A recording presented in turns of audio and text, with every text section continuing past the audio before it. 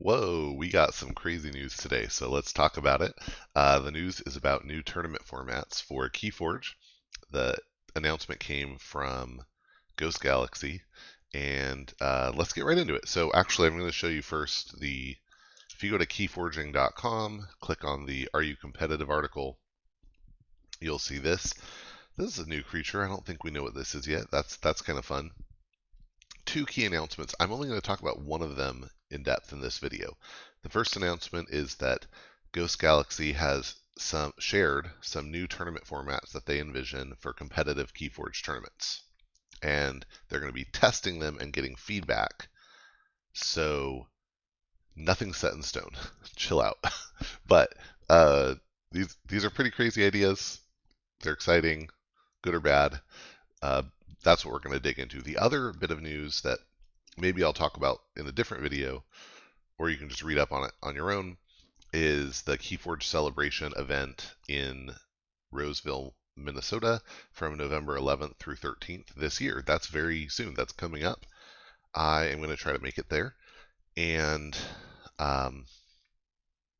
you should consider it.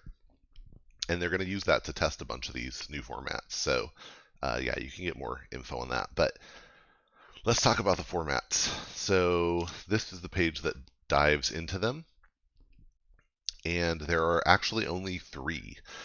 Two things that are really worth noting. The first is these competitive formats are not in lieu, in other words, in place of support for casual play that GG intends to start providing in 2023. So this is not the experience that you will be presenting to new players at your local store. This is talking about high-level competitive events where there ought to be some experimentation. Okay, so we'll say that first. And then, so this is not talking about what they're going to have weekly in your store, which honestly ought to be simpler than this, because these are a little more complicated than anything you would do with a player that just showed up previously. And so I don't think these are at all what's going to be used for casual. Okay, the other thing, really, they're trying to stress this, is they're in a preliminary state and undergoing testing. They may be subject to substantial change prior to the end of the year. And of course, they can always change them after that as well. So, again, I'm excited to talk about this stuff. I am actually excited about all these options. Maybe I'll convince you, but if not, just know it's okay, because there's a lot of room for the community to give feedback here. And I think the testing of these events is going to be really interesting. Okay, so let's talk about the biggest change first, probably the most controversial, which is Alliance, the Alliance format. So this is a format, this is the most complicated out of these three options. And the way that the Alliance format will work is that each player just brings one house, or one deck rather. However, it is a semi-constructed deck. If you have played Soulforge Fusion, then this will sound really familiar to you. But the idea is that you bring a deck composed of 3 house pods. And a house pod is the set of 12 cards dedicated to one house in a single Archon deck. So a normal Archon deck has 3 houses in it. If you take all the cards from one house, that's a house pod. So for Alliance, you combine 3 of those. They have to be different houses. You can't have 24 cards of the same house or 36 cards of the same house. So you're going to have 3 different houses, and you're going to it could just be an Archon deck. You could bring just a normal Archon deck to this, and it would be legal because an Archon deck contains 3 house pods. Boom, there you go. However, you also could take a house pod from one deck, a house pod from another deck, a house pod from another deck, and combine those together. People have talked about this for a long time, and a lot of people have said that's a terrible idea. I've probably said that's a terrible idea at some point. But I think it's exciting, so I'm pretty happy to see this. Um, Now, mixed in this are some changes to just the general structure of tournaments. So I'll kind of try to segment those out here. Um, I think the house pod idea, hopefully, is pretty clear to you now how that works. 3 house pods from different decks. I like that we have a terminology house pod that we can use now. This is going to be broken. I mean, there's going to be crazy things that you can bring. So it's interesting. I'll go into, I'll talk about it a little more at the end. I'll come back to this idea and how broken this could be. I just went through and figured out the house SAS for every deck in my collection for all 3 houses. Sorted, looked for the top 3. Actually, I couldn't do the top 3 because most of my top is dis. So what I had to do was get just a dis that's very high, and then my next top, which was Shadows actually, and then my next top, which was Saurian. So, and I put those together, and I'll show you what it is, what it looks like. And a friend did a similar thing, putting together 3. This is exciting. The biggest hassle here is just you're going to have to make sure they're sleeved the same consistently, because obviously the backs of the cards will look different. But sleeving has always been a thing you have to do at high level competitive play. Now let's talk about the changes in the tournament structure, because this is pretty substantial as well. We're talking about a change that such that the main tournament is a double elimination round. So every round there's going to be, everybody's going to be playing against somebody else, and you play one game, and when you've lost twice, you're eliminated. So the number of players actually starts to shrink, and that continues until only 8 players remain. Now, they've said there's going to be an FAQ later. Obviously, we're going to have to figure this out, because you could get into a situation where just doing normal Swiss pairings would result in fewer than 8 players remaining. So probably they'll give a couple people buys as a result, maybe based on the strength of schedule or something like that. I don't know. But yeah, so once you've lost twice, you're eliminated. Now, the initial response I've seen from people is, "Oh no, I like playing through till the end." But we'll cover, it's actually not that big of a change, because they have something that is essentially the continuation of the event, but with an actual prize support if you are eliminated. So actually, I think the result of this will be more players will continue after they're eliminated playing the same event that they signed up for originally. So I actually think this will increase people staying who have lost 2 games. Okay, but it's very clear now. You lose twice, you're out. None of this, is it X1? Is it X2? Is it X3? None of that. It's just if you've lost twice, you're eliminated. Go until there's 8, and then the playoff rounds are best of 3 games. So that's interesting. Takes away some variance. I think that's nice and fair. And then you're eliminated, and if you lose, if you win, you continue. Yeah, so that's great. Okay, probably now it's worth talking about Second Amber, because this is what happens if you are eliminated. If you are eliminated, you join the Second Amber tournament. So it's a consolation tournament, but the important thing to note really quick is that actually there are prizes. So when you have lost twice in the main event, you have the option to switch over to the Second Amber event. And in the Second Amber event, every win you gets you a chance in the raffle, in the pool. And at the end of the Second Amber, 8 random entries are drawn from the pool, and each of those gets a prize. Now, they haven't said that whether the same player can win twice, because theoretically, if you are eliminated after the second round, switch over, and then win, you could end up with 4 entries. You could end up with 4 prizes. I don't know whether they'll let that happen or whether it's like once you've won, that's it. Anyway, but the point is that actually gives people an incentive to keep going. So what happens is the format of the event is actually a continuation of the companion events format. And so then you just keep playing, and any wins get you chances to win these prizes. So again, I think that incentivizes people to stay in longer, actually, even after they've lost their chance at making the top cut, that final 8.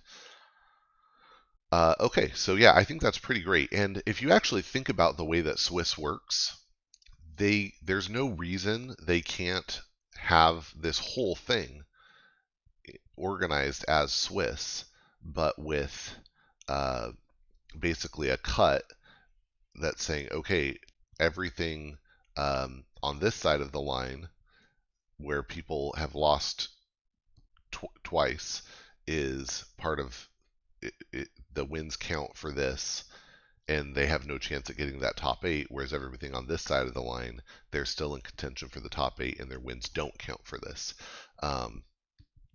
So yeah, anyway, I really think it's actually a much nicer way to do things, and the end result, again, those pairings could be the same as they would be in a Swiss tournament. If you're 0-2, you're not going to be playing against the 2-0 player anyway. You're going to be playing against other 0-2 or 1-1 players. So I think that is an excellent change. I'm really excited about that. Okay, now we've talked about Alliance. I'm going to switch over to talk about Sealed, because Sealed has an Alliance component as well, or a similarity there. And the way that Sealed is going to work is from now on you open 2 decks instead of 1. Typical competitive Sealed was you open multiple decks and then you choose one of them to play. But in this setup, you would open just 2. So actually the price point can be lower than other high-level events where you're opening 3 or 5 or something. So you're opening 2, and then you construct an Alliance deck from that. So in opening the deck, you're going to have 6 house pods. You might not have 6 different houses represented, but you will have 6 house pods with at least 3 houses represented. And from those 6 house pods, you compose a deck. And you have 30 minutes to do that, which that's the same as old Sealed. You would have 30 minutes at a Vault Tour Sealed to review your decks, leave it, whatever, before play starts. So that's normal. You just have a little more decision making to do, which is great. Decision making is actually good. That increases player agency. So I think this is actually a big improvement to the way that Sealed will work at high level competitive. Again, I don't think this is going to apply at the local casual level. At local casual level, it'll probably still be open a deck, play it, and that's it. But for the competitive level, and maybe for some competitive level store events, you'll have this format where you're actually able to have a little more choice over what you have in the event. I think that's great.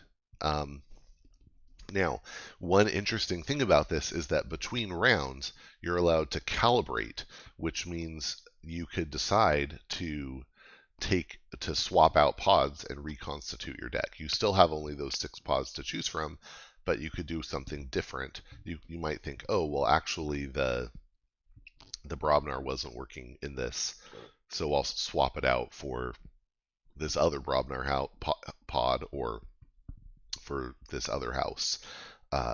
So you have that option to switch it out between, which is really nice because seeing that it's double elimination, you could lose a match and think, oh, I want to try something different, and you have that option. Whereas again, before you didn't have any option like that. You went in with one deck and you're stuck with it the whole time.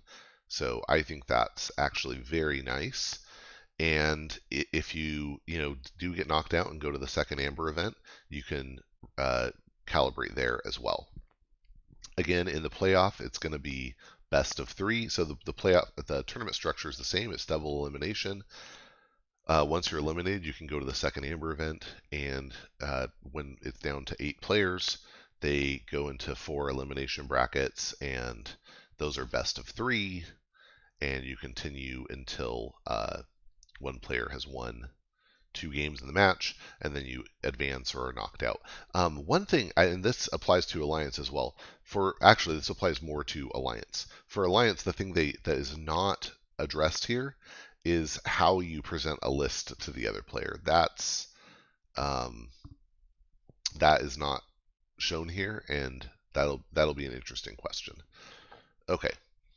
The last new format that I want to talk about is actually not going to be totally unfamiliar to some people, because the people in the community have run this as a format called Archon Best of One. And so the way this is going to work is it's actually like the old Triad. You have to bring 3 decks. And these are straight Archon decks. They're not modified in any way. So these are normal decks. And you're going to bring 3 of them. And in the first round, it's the same basic structure, double elimination, and then cut to top 8, and there's going to be a second Amber event. But when you sit across from your opponent in the first round, you're each presenting the other person with 3 lists. The other player looks at your 3 lists and is going to choose one of them that you can't use in this event. So this is deck presentation. You present your 3 lists. Disqualification, they disqualify one of your decks, so you can't select it during this matchup. And then you select one of your remaining decks. And it says remaining ready decks. We're going to talk about that in a second. But you're going to pick one of your remaining decks. So let's say you bring deck A, B, and C, and your opponent selects you cannot play deck B. Well, now you have decks A and C, and you have to choose one of them. You do, and then you each use the deck that you selected of the 2 that you could. And you play. You play 1 match. It's best of 1. All right. At the end of that, somebody's won, somebody's lost. Now, that's just the first round. The thing that changes in the upcoming rounds is that the deck you used in the previous round is exhausted. So if my opponent disqualified deck B, I chose between decks A and C. Now I cannot, let's say I use deck A. Now in round 2, I cannot use deck A. I could only use decks B or C. And so when I sit down across from my opponent in round 2, I'm going to present decks B and C. And then my opponent is going to disqualify one of deck B or C. So if my opponent disqualifies deck B this time, in round 2, then I have to play deck C. That's my only option. So that's a little limiting compared to the way we've done Triad Best of One in just community events, but I actually really like it because it forces some variety. So now I'm playing deck C because my opponent disqualified deck B and I don't have a choice. But of course I'm able to do the same type of thing to them. So now going into round 3, deck C is exhausted. I present deck A and B. If my opponent again disqualifies deck B, I'm stuck playing deck A. So the nice thing is you're going to be switching back and forth between decks. Maybe you don't think that's nice. I think that's nice. So you kind of, it forces some variety. It allows you to force your opponent into a situation too. It's pretty fair in that way. And so there's just going to be a lot of variety. Now, when you get to if you get to the top 8, it gets extra crazy because at the start of the playoffs, which remember is just top 8, that's all that's in the playoffs. At the start of the playoffs, all your decks are ready again. So you start from scratch, A, B, and C. You present all 3 of them. And in round 1, in the round of 8, your opponent is going to look at your 3 decks, let's say A, B, and C, and they're going to disqualify one. So let's say they disqualify B again. Well, now I must play A or C. Let's say I choose A. Let's say I win. When I go into round 2, deck A is exhausted now. So round 2 of the playoffs. So in the round of 4, I have only 2 decks that I can present. And when I present those, my opponent is going to disqualify one of them. Let's say B is just so good. My opponent disqualifies B again. Well, now in the round of 4, I have to play deck C. Let's say I win. Actually, in the playoffs, decks do not become ready. So now going into the final match, decks A and C are both exhausted. The only deck I can play is deck B, the deck that people have been running away from this whole time. and my opponent's in the same situation. We do not do a disqualification. Uh, so resultantly, at the end of the tournament, the two finalists will have played each of their three decks once during the playoffs. So actually, uh,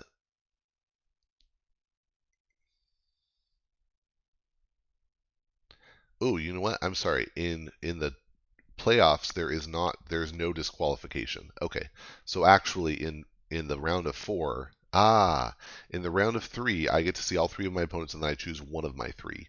In the round of four, sorry, in the round of eight, in the round of four, I get to see both my opponents' lists, and then I choose one of mine, and then we play. And then in the round of two, in the finals, we just have one deck to play. And these are all best of three games. So yeah, I had misread that before. That's very interesting. I like the playoff format there. Um, no disqualification. So yeah, that all is pretty exciting. This shakes things up, and keep in mind this is all for competitive level. So you're not pushing new players into this. They don't have to worry about constructing a deck or anything like that. It's totally fine, and I think this is good stuff. I really like the new Archon format. Okay, now let's talk Alliance a little more, because what I did is I went to dexofkeyforge.com and I downloaded a CSV of my whole collection. My collection is like 600 something decks, and some people have bigger, a lot of people have smaller. Anyway, it is what it is. I downloaded a CSV of that, which is a feature that you can do on Dex of Keyforge. If you want to download a CSV of more than 100, you need to have a paid Patreon subscription. But anyway, I went ahead and did that. And if you want, you can actually download. Nova makes available a download of a CSV of the entirety of decks that DOK knows about, and it's big, but you can download that for free and look through it, do what you want with it. So then I used a really simple Python script to separate out the houses, and part of what the data has is the per house SAS. So at the end, I produced a new CSV that just had the deck name, the house SAS, and then the link to the deck. And then I sorted that by SAS. And after doing that, I picked 3 high SAS houses. And here I'll show you what they are. First off, I mentioned this. Dees has a lot of. I should hide my tags here. I guess you can see them if you want. Dees has a lot of high SAS setups, so that's not surprising to anybody, I think, but there you go. So in this one, I took the Dees, which is a Gateway, Grim Reminder, 3 Stirring Graves, Anguish, Dark Minion, 3 Infurnaces, a Snudge, and an Umbra Fiend. This is from a very good overall deck, but you can see the Dis is 35 SAS here, whereas the Shadows and Star Alliance are in the 20s, in the mid 20s. Then I took from Miss Tenville Gomez, which is a 74 SAS deck that I know is good. It's a good deck. I took the Shadows, which is 35 SAS also. And notice the Sanctum and Untamed are just lower here. 19 and 20. So, but this Shadows is really high SAS. It has Dark Amber Vault with a lot of great mutants. 2 Johnny Longfingers, 2 Mutant Cut Purses, Rad Penny, Dino Thief, along with Bone Rot Venom, Vandalize, Mug, Lights Out, and Borrow. So really, really good stuff there. And that's a 35 SAS house. And then in this one, which I have listed buy it now for $3, and I put a note on my account saying, actually, if you try to buy something from me right now, I might say no because we really have to think through all this stuff. I'll just unlist this right now. Anyway, this is crazy. It's 65 SAS. The Brobnar is 17. The Shadows is 15, but the Saurian is 33, which is pretty high. So, uh, yeah, that's pretty cool. So I included this Saurian, and I didn't think about this. I didn't like look for will this synergize together? So you could put some actual human thought into this, into what will work well together, and come up with something more broken easily. But all these together came out to 102 SAS theoretical deck, and it has a borrow and a snudge, so ways to deal with artifacts, uh, crazy high amber control, pretty high amber generation, low speed, so this is really just a play through things deck, although getting Dark Amber Vault out could do a lot of good work. And then really high creature control as well. So really the only problem with this deck potentially is the speed. Um, but yeah, this is pretty crazy. And I think if you think about some combos, some situations that some specific combos that you might want, like Martian Generosity, Key Abduction. You have that combo, but you want to put it um, into a higher sat, into a better Logos setup, um, like this deck of mine that has 25 Sasmars, which there are better Genka setups, but it's pretty good. Um, you know, like putting this into an engine with Logos, with archives and stuff could be pretty crazy. Let's say you want, let's say you have a uh, Heart of the Forest setup that you want with better key cheats. That could be pretty crazy. If you have a friend generated a sample one that would have 7 copies of Control of the Week because of Mavericks. Um, there's just a lot of really silly stuff that could happen here. So I expect some very broken things to come out of this. Here's one that a friend put together from decks that he owns personally. It involves a Genka, a really good Logos that can tuck stuff away, and then a strong Dees with 3 Infernuses, an Etan's Jar, and 2 Marks of Dees. That's really solid. And yeah, this is just brutal. So anyway, very interesting stuff, and I'm excited to see what kinds of things people come up with. I have to imagine that in the end, this is going to result in this is going to end up changed because being able to go out of set is almost just too good, um, and maybe con- con- uh, confining this to alliance within a particular set would be more fair. But I think it's great to try new things, and so I hope you'll be a little open-minded about this. It's going to be hard to really have solid thoughts about this until we do some big events using it, and we can't do that online currently. Well, um, you could in TTS, but you can't in TCO. TCO does not support doing something like this currently. Maybe that'll change. I hope that'll change. That would be fun, but yeah, it's gonna be crazy, and I think we're gonna have to change the names too to like not just be the one that theoretically exists, but allow people to come up with amalgamation names. DOK will probably end up having support for alliance decks. Anyway, this is just it's crazy, and um, I'm pretty excited about it. But if you are not, I totally get it. That's fine. So, but I think just to go back over the quick summary, right? There are 3 new formats. There's Alliance, where you combine house pods from 3 different decks to to produce a deck that you'll use in the event. There's Archon, that's like Triad Best of 1. You bring 3 decks. Your opponent disqualifies 1. You have to use one of the other 2. There's Sealed, where in competitive you're going to open 2 decks and build a deck from 3 of the 6 house pods that you just opened. And in each event, they're going to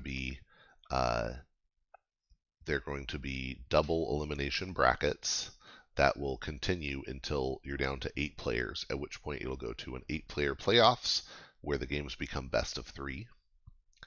And for each event, there's going to be a second Amber event alongside it that starts after the end of the round 2 of the main event.